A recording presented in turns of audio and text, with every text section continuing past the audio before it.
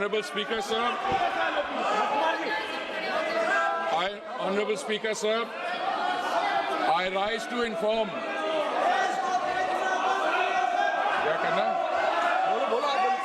Honorable Speaker, sir, I rise to inform the House of steps taken in response to the disruption of the global energy supplies arising from the ongoing conflict in West Asia. The world has not faced a moment like this in modern energy history. Today is the 13th day since the passage through the Strait of Hormuz, through which 20% of world's crude, 20% of world's natural gas, and 20% of the world's LPG flows was disrupted following the military operation between Iran, Israel, and the US. For the first time in recorded history, the Strait of Hormuz has been effectively closed to commercial shipping. Despite India having no role in causing the conflict, like many countries, India has to navigate through its consequences. The contrast with how other nations are managing this crisis places India's response in its sharpest relief. A country in our neighborhood has shut all schools for 2 weeks, moved government offices to 4-day work week, ordered 50% of public employees to work from home, cut fuel allowances for official vehicles by half, and taken 60% of government vehicles off the road. This country has experienced the largest single fuel price increase in its history, with petrol up approximately 20% in a week. In another neighbor, has closed universities early and brought forward the Eid al-Fitr holiday to save fuel. Countries in Southeast Asia have also had to take energy rationing and conservation measures. Honorable Speaker, sir, India's crude supply position is secure and volumes secured exceed what the Hormuz would have delivered. Before the crisis, approximately 45% of India's crude imports transited through the Hormuz route. Thanks to the Honorable Prime Minister's outstanding diplomatic outreach and goodwill, India has secured crude volumes that exceed what the disrupted Strait of Hormuz could have delivered in the same period. Non-Hormuz sourcing has risen to approximately 70% of crude imports, up from 55% before the conflict began. India sources crude from 40 countries as against 27 in 2006 and 7. This structural diversification, built through sustained policy over successive years, has given us options that other nations find themselves without. Refineries are operating at high capacity utilization. In several cases, they are exceeding 100%. There is no shortage of petrol, diesel, kerosene, ATF or fuel oil. The availability of petrol, diesel, aviation, turbine fuel, kerosene and fuel oil is fully assured. Retail outlets across the country are stocked and supply chains for these products are functioning normally. Additional allocation of PDS kerosene has been issued to all the states.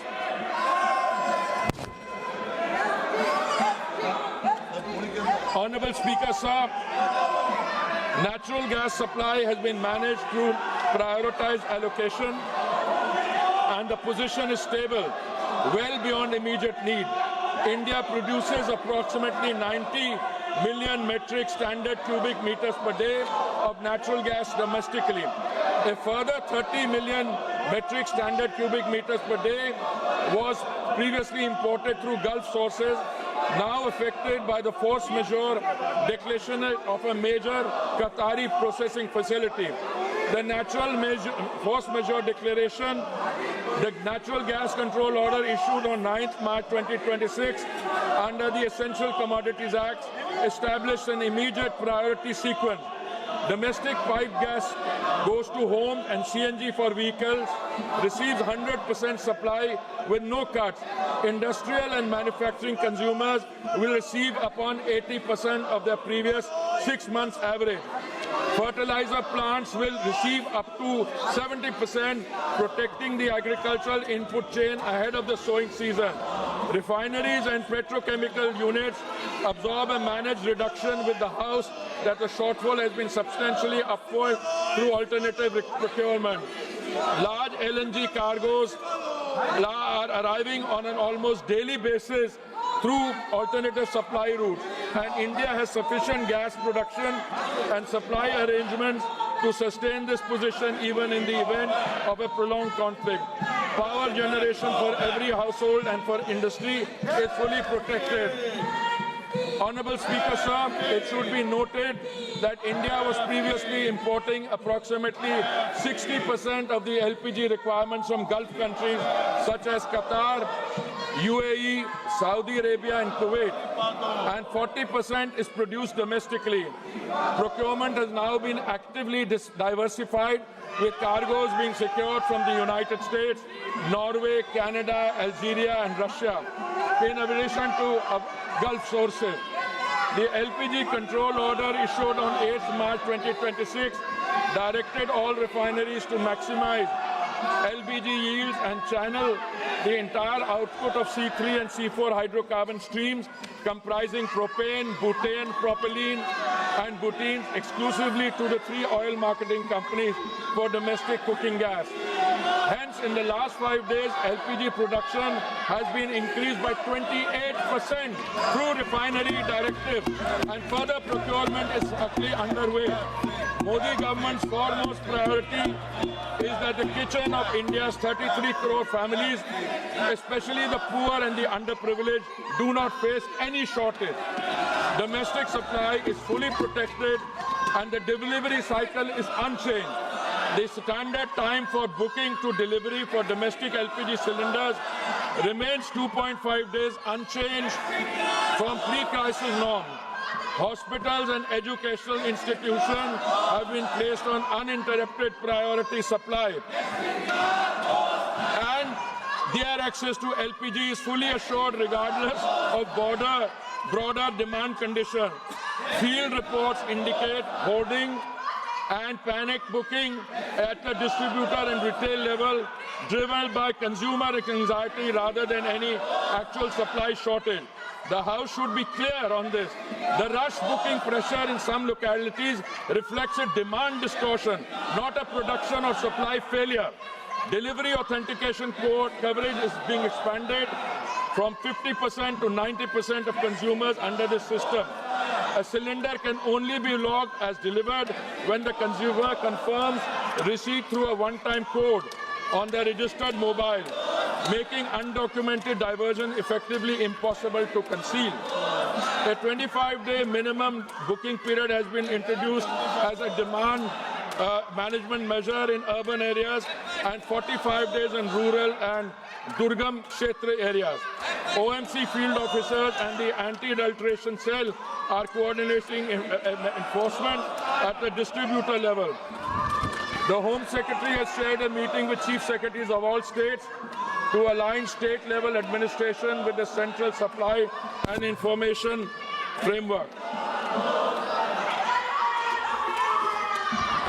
Commercial LPG has been regulated to prevent black marketing, not to penalize the hospitality sector. Commercial LPG is sold in a completely deregulated, over-the-counter market at market price without any government subsidy.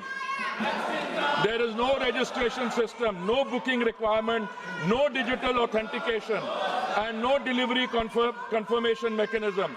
Any business or individual can purchase cylinders in any quantity at the point of sale with no government control in normal time.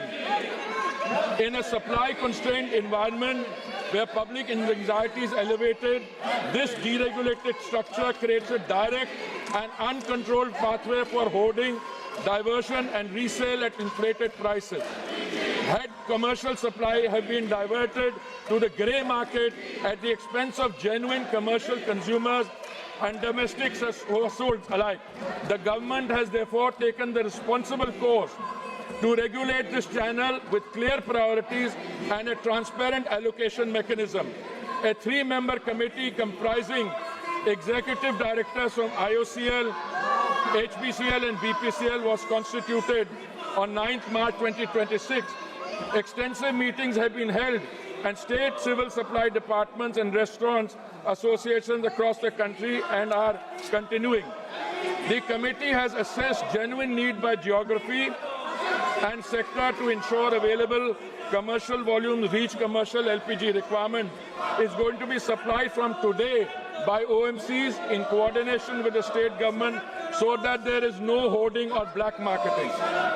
Honourable Speaker, sir, alternate fuel options are being activated to ease pressure on LPG and gas channels.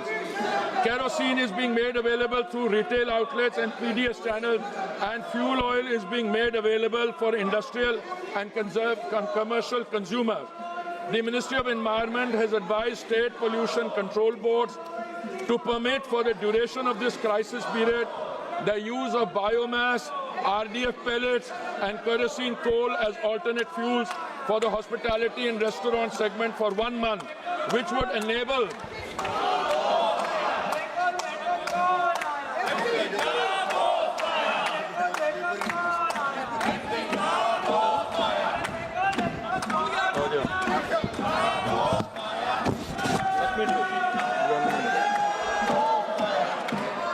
wider range of establishments to switch and free up LPG for priority consumers.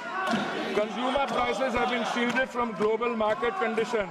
Despite the Saudi contract price rising 41% between July 23 and March 26, the PMUY beneficiary price has fallen 32 cents in the same period and per percent and stand at rupees 613 per 14.2 kilogram cylinder in Delhi. The non-subsidized consumer price stands at rupees 913 following the recent rupees 60 adjustment against a market-determined price of approximately rupees 987. Of the rupees 134 per cylinder adjustment required by prevailing global market conditions, the government absorbed rupees 74.